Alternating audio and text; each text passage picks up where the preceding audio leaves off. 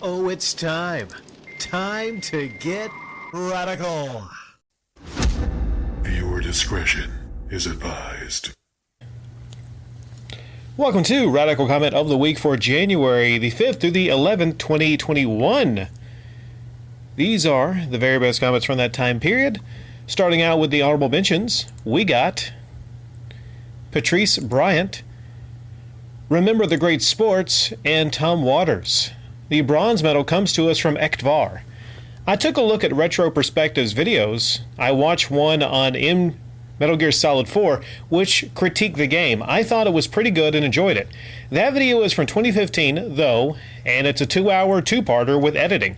It's got a grand total of 1,431 views, adding both videos together.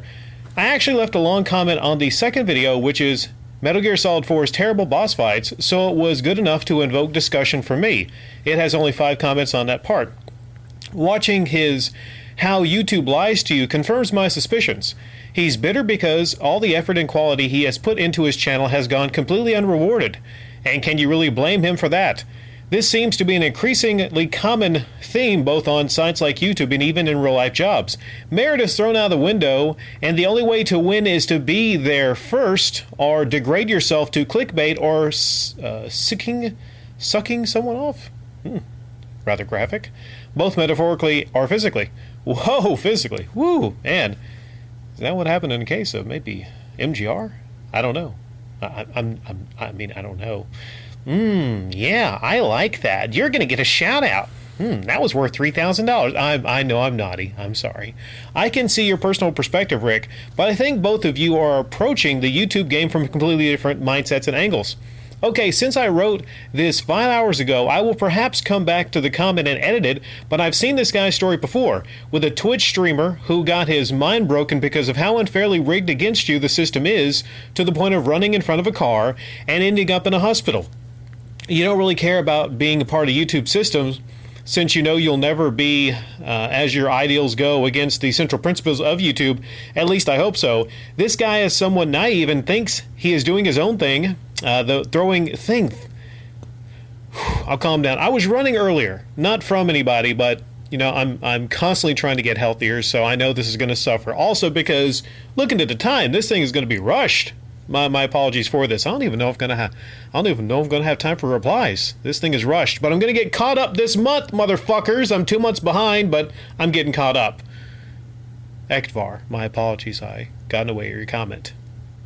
To be a clickbaiting, selfish psychopath colonialist who takes candy not just from one baby, all of them in a nursery home. It really makes you think about how much people are affected by systematic systems and decisions.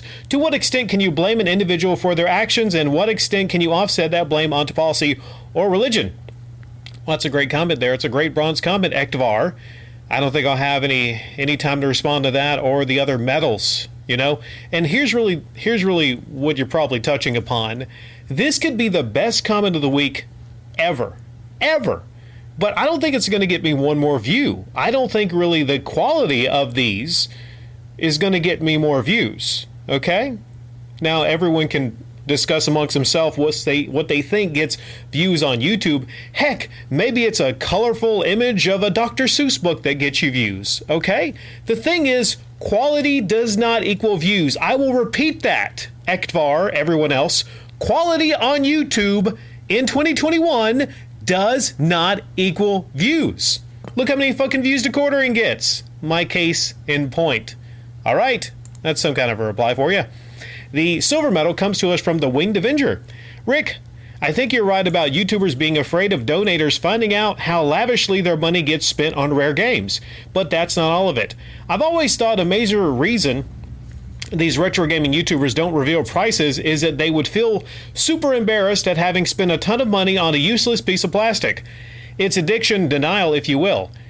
You often hear these guys say, I got this game for very cheap, before it becomes a rare collector's item, but you never hear them say, I bought this game for a ton of money because I'd do anything to complete my collection.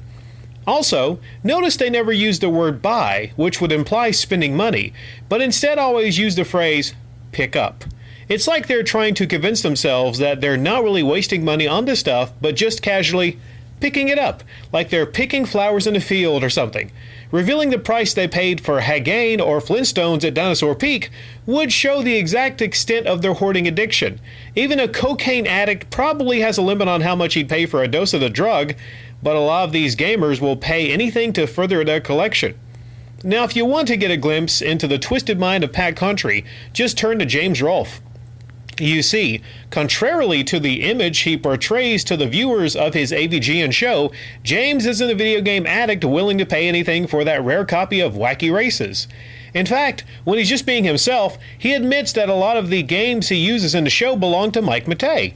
James, in other words, doesn't care about people finding out how much he paid for something, and in fact, he has revealed certain prices on his show, so when James did his first YouTube collab with Pat, he saw no reason not to include in the script a certain line about the price of Nintendo World Championships, a very rare NES game that Pat had bought. I suspect the original line written by James was for Pat to reveal the exact price, but Pat probably convinced James to make it more vague. So Pat in the video says that he spent thousands of dollars on the gray cartridge. But remember, there was also the gold cartridge, which is known to be much rarer and more expensive. Both cartridges used in the video belong to Pat, so you can be sure that he spent a ton of money for these useless games.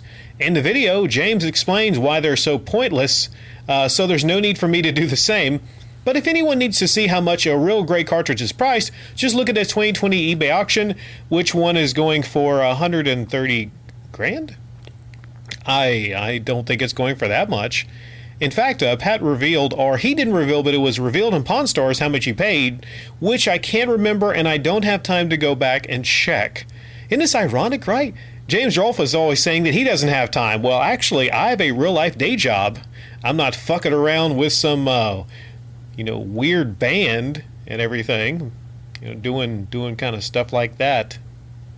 Okay.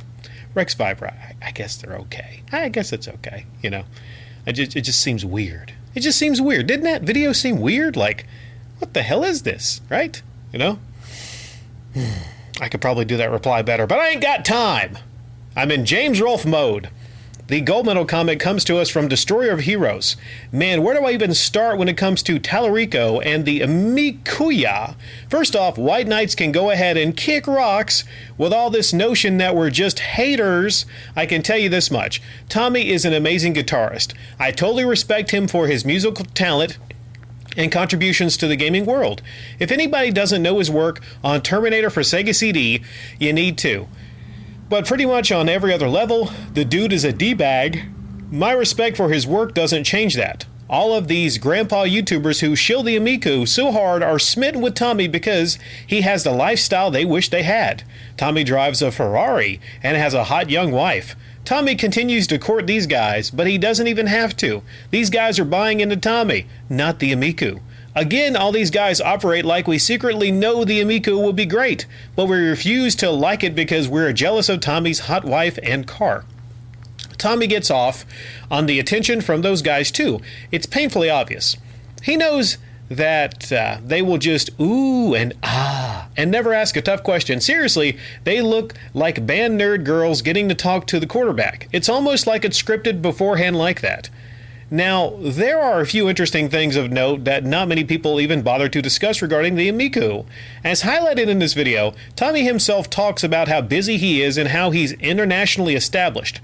I find it interesting that he has the time for all of this, including doing shill interviews and answering softball questions from the grandpa gaming community, plus being a full-time internet troll in the comment section. This is probably because he has a PR guy posing as him online in some capacity. He didn't seem interested in discussing the idea of it here when he stopped by. It's not hating to address the questionable comments that Tommy makes. No matter how many times the grandpa gamers call it that, the Amicu reeks of Ouya. And can anybody not equate the Amicu to that system when the Amicu clearly comes across like another phone app system?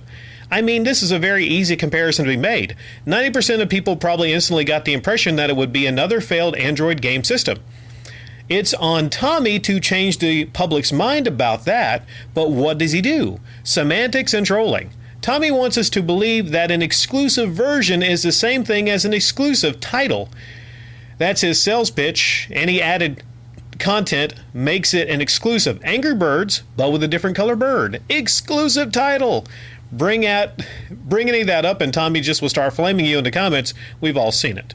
You can't blame everything on COVID either. Sure, you could say distribution is an issue or exhibitions to showcase Amicouya have been set back, but Tommy uses COVID as an excuse for stuff like that should have been finished before the pandemic even hit. Go back and read his comments about how far along the system was, and even list actual percentages on how much was finished, and then watch what has been showcased. It's clear the system wasn't ready for launch even without the pandemic. Oh. Yeah, he's got to change the narrative, right? Right now, the narrative is that this system is basically kind of like the Ouya, you know? And it could actually wind up being a lot like the Ouya because it seems like an Android system. It seems like it plays a lot of games that basically you can get on the phones. And the Ouya had trouble, coming out with like killer exclusives that would make you want an Ouya. So the Amicouya right now, as it stands, I mean, there's the interesting bits with the controller, I suppose. I think, it's not going to be exactly like the Ouya, but it's a fair comparison. Now that's troubling if you're trying to release a system in 2021 with the other new systems out that are totally not competitors. It's a full market already, and you're trying to release a system and people are making jokes like this. It's on Tommy to change that narrative.